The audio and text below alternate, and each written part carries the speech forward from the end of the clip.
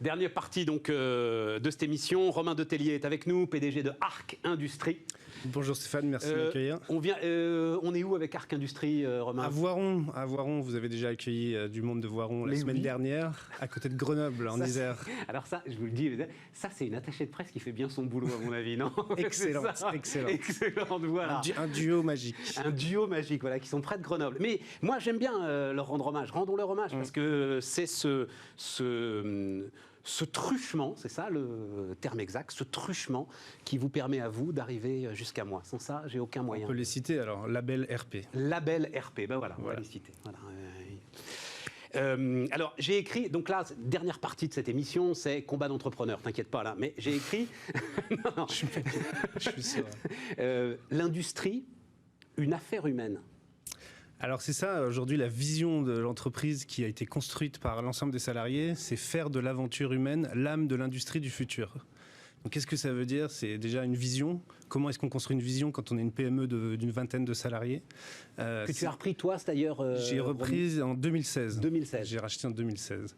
Et on construit cette vision... Prisme familial ou qu'est-ce qui t'amène à... Parce que, les amis, on va parler de... Alors j'ai noté, hein, on va parler de découpe laser, on va parler de poinçonnage numérique, on parle de tôlerie, c'est ça hein, On parle de tôlerie industrielle, mais on va surtout parler de qu'est-ce qui fait l'unicité de cette entreprise. Non, mais moi je veux parler...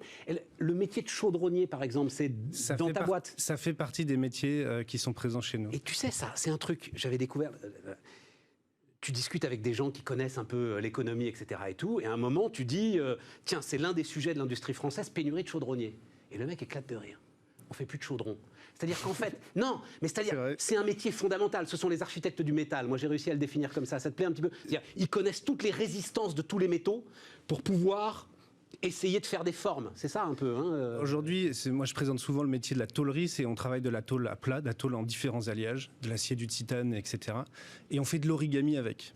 Et donc pour faire de l'origami, il faut savoir comment ça marche. Donc techniquement, c'est un métier passionnant. Moi, je suis dans l'industrie depuis le début de ma carrière, ce qui m'a amené après avoir pris des responsabilités de direction très tôt, après avoir écouté Stéphane Soumier pendant quelques années, avoir eu envie d'entreprendre. Et donc j'ai racheté cette entreprise en 2016 et parce qu'elle avait un vrai savoir-faire, parce qu'elle avait un vrai potentiel et parce qu'elle avait déjà des valeurs présentes dans l'entreprise par son dirigeant. Dirigeant qui lui est arrivé au bout, partait en retraite, voilà. Mais non, mais c'est très très important. Et tu as quel âge Moi j'ai 36 ans là. Ouais. Bientôt 37. Et donc j'ai repris il y a 4 ans et demi, bien accompagné par BPI France, bien sûr. Aujourd'hui, toutes les reprises sont accompagnées. J'ai repris pour ces raisons-là. Et quand je suis arrivé, j'ai dit comment est-ce qu'on va travailler ensemble ? Aujourd'hui, je suis un bon stéréotype de la génération Y. Comment est-ce qu'on va travailler avec beaucoup de gens de la génération précédente ? Comment est-ce qu'on va construire l'industrie de demain ? Et ça a été d'abord une histoire de valeur, une histoire de management. Quel management je veux proposer aussi à cette équipe ? Et quelle proposition de valeur je veux amener à mes clients ? Et donc l'histoire, je te disais, en rentrant, tu as réinventé Toyota. L'histoire, c'est que chacun des ouvriers, en fait, a une telle connaissance de son job qu'il en connaît lui-même les capacités d'amélioration. Il sait ce qu'il faudrait pour être plus efficace, plus innovant ? Alors, il y a beaucoup d'accompagnement pour arriver à ça, parce qu'on a des très très bons techniciens, comme dans beaucoup d'entreprises. Ce qu'on a apporté là, dans cette proposition de management, c'est un management très collaboratif. Toutes les décisions sont prises ensemble. Vous êtes combien ? On est 24 aujourd'hui. On est 24. Donc c'est vraiment à taille humaine. C'est à taille humaine. Alors il y a des projets de croissance externe, je pense qu'on en parlera. On fait 4 millions à peu près, un petit peu moins. Après une forte croissance justement. Et en plus on vise aussi des clients grands comptes. On y viendra, j'espère. La question de ce management collaboratif, c'est impliquer chacun. Mais pour impliquer, il faut d'abord respecter, il faut d'abord créer la confiance, il faut autoriser le droit à l'erreur, il faut autoriser la prise d'initiative. Une fois qu'on a fait tout ça, on arrive à construire quelque chose ensemble, l'aventure humaine pour l'industrie du futur. Et c'est cette aventure-là qui est passionnante. Elle est passionnante parce que c'est une histoire de personnes, c'est une histoire d'adultes face à des adultes, et ça c'est un enjeu au quotidien dans l'entreprise. C'est une histoire de respect, de bienveillance, et c'est tout ce sujet-là, on veut l'apporter à nos clients. C'est pas uniquement en interne, c'est comment est-ce que dans la relation à nos clients, on amène cette émotion qu'on vit au quotidien. Ah oui, c'est beau. Mais alors, rentrons concrètement. Tu dis, alors, j'espère qu'on va en reparler de grands comptes. Alors, vas-y. Typiquement, on a des clients grands comptes qui viennent de 6 milliards de chiffre d'affaires, 3 milliards, etc., qui sont historiques dans l'entreprise. C'est quoi, prenons un exemple concret pour se rendre compte de ce que c'est que faire de la tôlerie. Aujourd'hui, on fait des éléments mécaniques qui sont dans des échangeurs thermiques, qui sont dans des poubelles, on fait dans des bacs. Aujourd'hui, on a le plaisir aussi de faire toutes les pièces métalliques qui sont dans les bacs de Trilib à Paris, que vous avez dû voir. On fait énormément de pièces. Des composants métalliques complexes. Une fois qu'on fait ça, c'est des produits comme ça, ils sont... Un taulier de n'importe où sait le faire. L'unicité qu'on apporte, c'est d'abord une relation unique avec le client, parce qu'on va chercher, au-delà du besoin, son désir, voire ses rêves. Et un acheteur grand compte, quand on lui parle d'émotion, de désir, il nous regarde d'abord de haut. Bah oui, c'est ce que je dis, moi. Et il sort sa calculette, il fait c'est où, c'est quelle touche, ça, attendez, je ne trouve pas. Sauf qu'il se trouve que c'est un humain, et il a des émotions. Et surtout, quand on l'a amené à faire cette différence-là, il nous apporte complètement autre chose. Il nous apporte, est-ce que vous pouvez m'aider à faire une supply chain bien meilleure que ce que je sais faire aujourd'hui? Est-ce que vous pouvez m'aider à intégrer une chaîne de valeur beaucoup plus complexe qu'un composant à droite et à gauche? Tous les clients qu'on vise, ils n'ont pas encore fait le travail de l'automobile, le travail de l'aéronautique, de concentration de fournisseurs. Aujourd'hui, on vise ces clients-là qui sont dans ces phases-là parce qu'on va apporter cette valeur globale de supply chain complexe. Mais dis donc, vous n'êtes que 25. On n'est que 25 aujourd'hui. J'espère revenir en décembre pour dire qu'on est 50. Ouais, mais même 50, donc, ça veut dire que le secteur de la tôlerie aujourd'hui est très éclaté. Il n'y a pas des gros acteurs de la tôlerie. Il y a peu de gros acteurs en France. Il y en a quelques-uns qui font 30, 50 millions de chiffre d'affaires. Et il manque des acteurs effectivement importants. Et donc, aujourd'hui, j'ai la chance d'être assez jeune pour construire ce projet assez ambitieux. Et donc, toi, tu offres ce fameux sur-mesure avec beaucoup d'agilité. De l'industrie du futur aujourd'hui. Beaucoup d'agilité naturellement parce que PME. Et comment est-ce qu'on garde ça quand on grandit? C'est un enjeu. Et le deuxième, c'est l'investissement.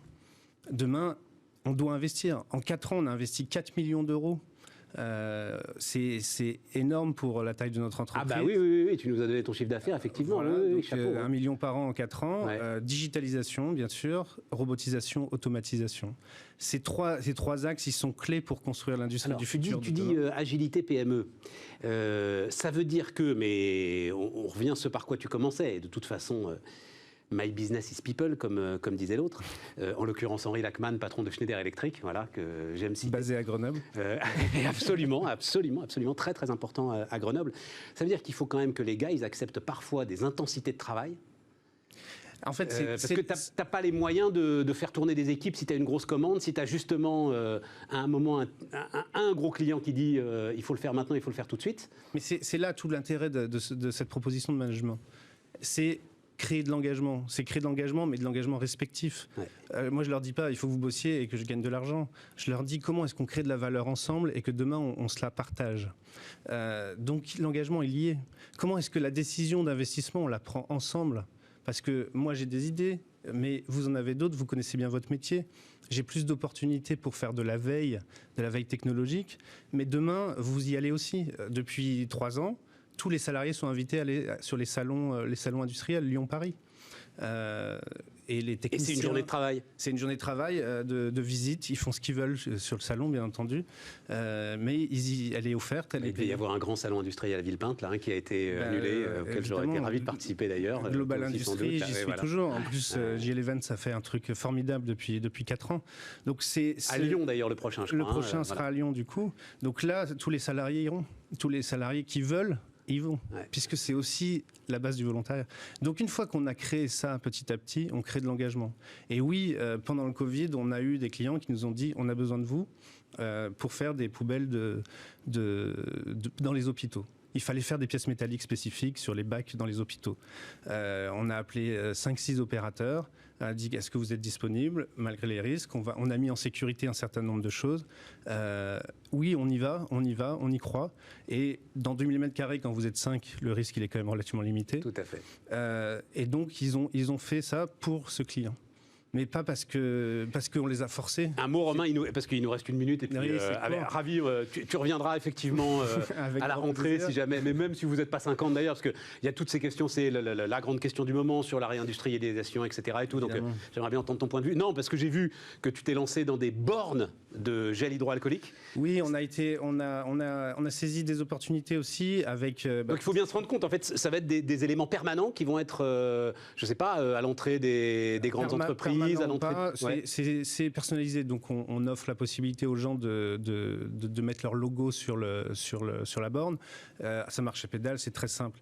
L'idée autour de ça, c'était de montrer ce qu'on savait faire dans une période complexe, avec toute l'incertitude qu'il y avait demain.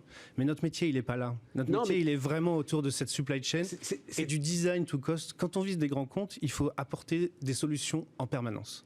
Et donc là, ça a été une solution spécifique. Demain, ça sera complètement autre chose sur tous les produits qu'on fera. N'empêche que j'ai vu ton truc, j'ai vu cette borne, en plus elle est magnifiquement designée. Merci. Et je me suis dit, tiens, regardez les amis, on avait dans tous les open space la fontaine d'eau, maintenant on aura à côté sans doute la borne de gel hydroalcoolique. À côté de la machine à café. À côté de la machine à café, et on espère tous qu'elle sera faite par Arc Industrie partout dans le monde. Voilà, comme ça vous ne serez pas 50, vous serez 500.